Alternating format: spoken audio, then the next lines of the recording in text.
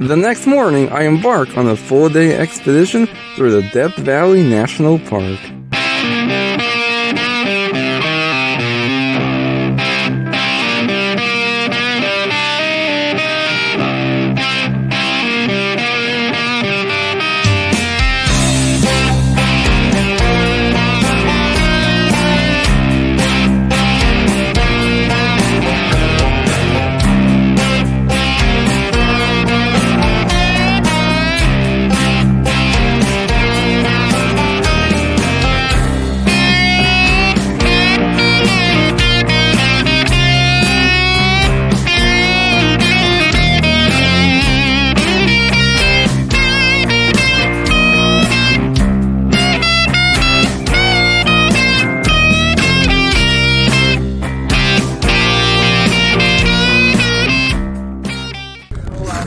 This is incredible. Our first proper view of the Death Valley National Park. Death Valley is a land of extremes. At 3.5 million acres, it is the largest national park and the largest tract of unbroken wilderness in the lower 48 states. We're talking an area of desolate wilderness roughly the size of Israel, nearly 200 square miles of which are lifeless salt flats. For 8 months out of the year, the valley roasts in triple-digit heat, with the ground temperature reaching a staggering 200 degrees Fahrenheit. No other place in the Western world comes close to being this hot. The region gets a mere half an inch of rainfall every year, making it the driest place in North America. Looking at the stark landscape today, it's difficult to imagine that this region was once covered in glaciers and the lakes up to 600 feet deep. Upon first glance, you'd be forgiven for thinking that no organism could possibly survive out here, but you'd be wrong. The region gets its macabre name from a party of 49ers who got lost here in the winter of 1849. After burning their wagons and eating their oxen, they eventually climbed their way to safety before being picked up by 2 Spanish cowboys. Though only one member of their party actually perished, they christened the area Death Valley. Had it not been winter, they most certainly all would have perished. And tragically, others have not been so fortunate. Last time I was here was during a government shutdown. The park was free, so it was so crowded we barely saw anything. But today we hope to see everything we didn't see last time and to revisit some places and see some new stuff. And I've actually used to come here a lot when I was a kid. This is my favorite national park, and it's still one of my favorite national parks, mainly because of the geographic extremes. So as a geography nerd, this is a place that's really fascinating. Back up for me. And that's no mirage. That is indeed water, you see. More on that a bit later.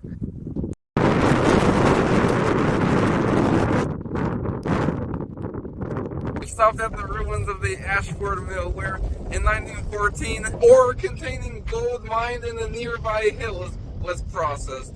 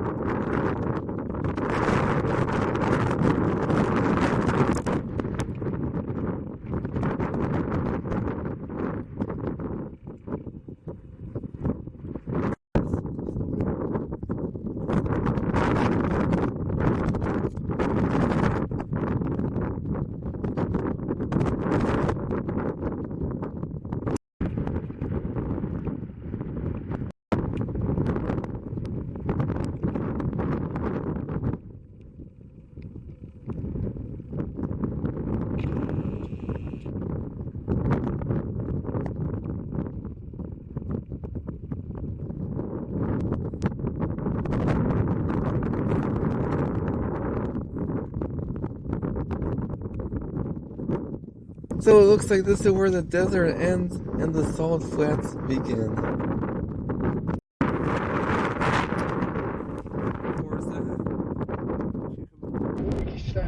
Jakiś tłumaczył chyba, że to wcale ta woda nie jest trująca. Now, despite its immense saltiness, there actually is life out here on these salt pans in the form of salt-tolerant plants such as salt bush and this pickleweed we see right here, which along with mangroves are two of the most notable plant species that are able to survive in saline, oxygen-deprived environments. Yeah, see how my finger is wet? Yeah, if you actually squeeze this pickleweed right here, you can actually see water come out of it.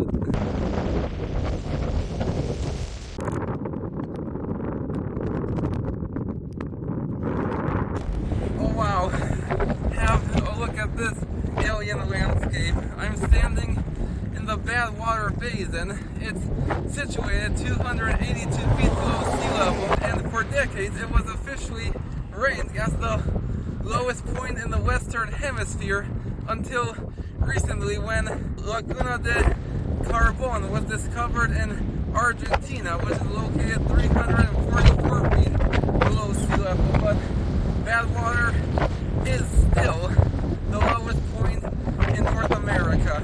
It is all that remains of what was once a large saltwater lake, which occasionally reappears after heavy rains. As mineral water floods and evaporates, it leaves behind these pillars of salt, some as tall as 3 feet. The same kind of pillars that forced those lost 49ers to abandon their wagons and venture into this harsh, unforgiving wilderness on foot. And its name is well deserved. Imagine the heartbreak of those lost 49ers who stumbled upon this place thinking they found salvation, only to taste water 4 times saltier than the sea. This place is so salty that not even that hardy pickleweed and saltbush that I showed you guys earlier can survive out here. In fact, the only thing that can survive this extremely salty and unhospitable environment is the endemic Badwater snail, which lives in these occasional pools. And if you look around, you can really easily see why astronomers and astronauts have described Badwater as the closest thing on Earth to another planet, and so much so that in fact there's actually a crater on Mars named after it.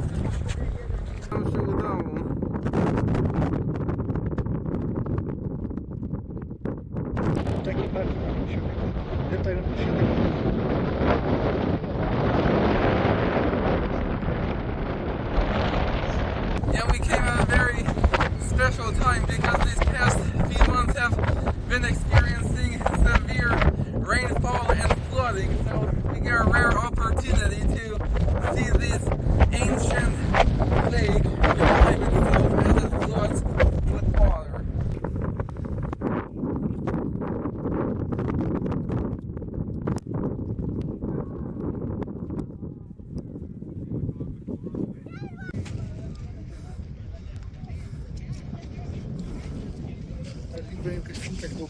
Yeah, I've been here a few times and this is the first time I've seen it flooded. By the time I post this, it'll probably be gone. So catch the next one if you can, because this doesn't happen very often. Incredible.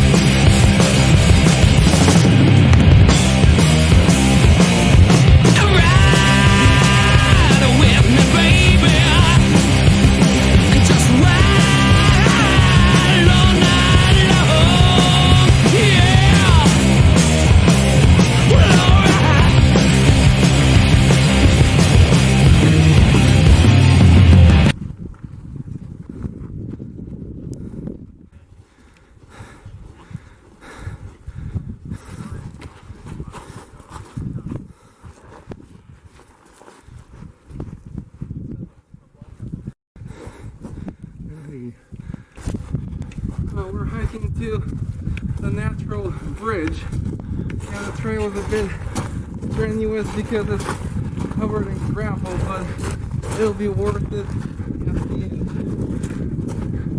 Looks like somewhere in Oregon or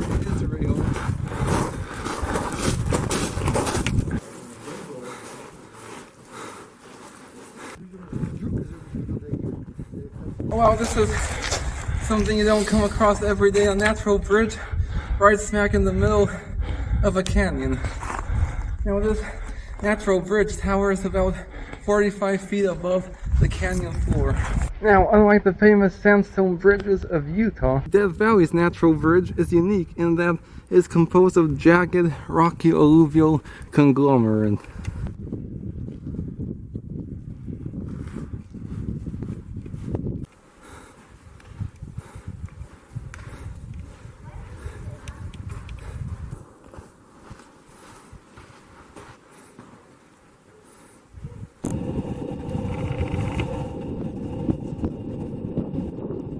Interesting, there's some stalactite formations on this cliff face.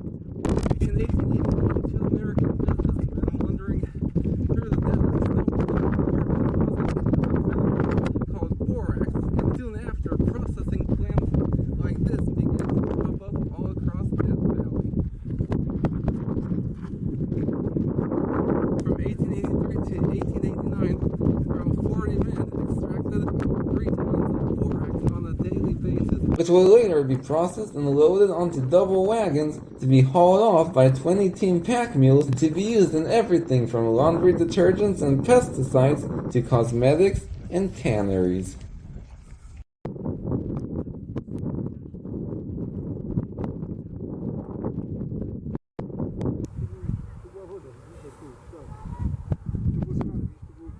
Oh wow, that was quite a workout. We're on top of the Mesquite Flat sand dunes. They're named after this green plant you see growing all around here, and at 14 square miles, this is the largest and most accessible dune field in Death Valley.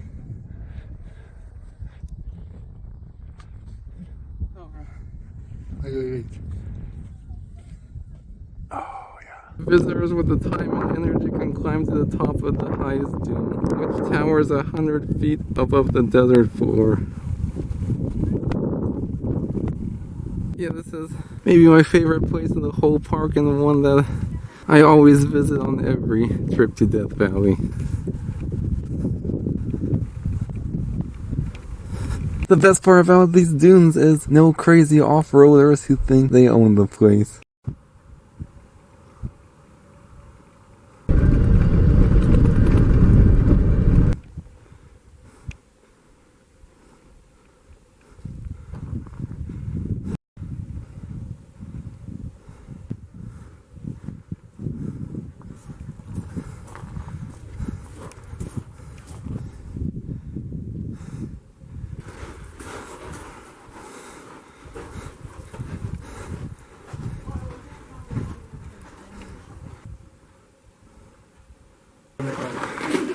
hiking in the desert. Oh, check this out. This time we're hiking another canyon. This one's called the Mosaic Canyon.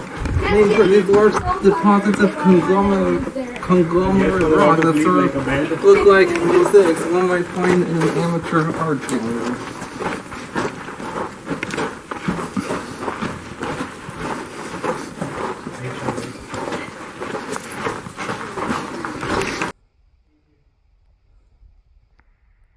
You know, the entire trail is around 4 miles, so we're only hiking to the first section called the Narrows, which is probably one of the most beautiful. Yeah, this trail is a lot easier than the natural bridge trail, because here it's at least sandy. Over there it was gravel.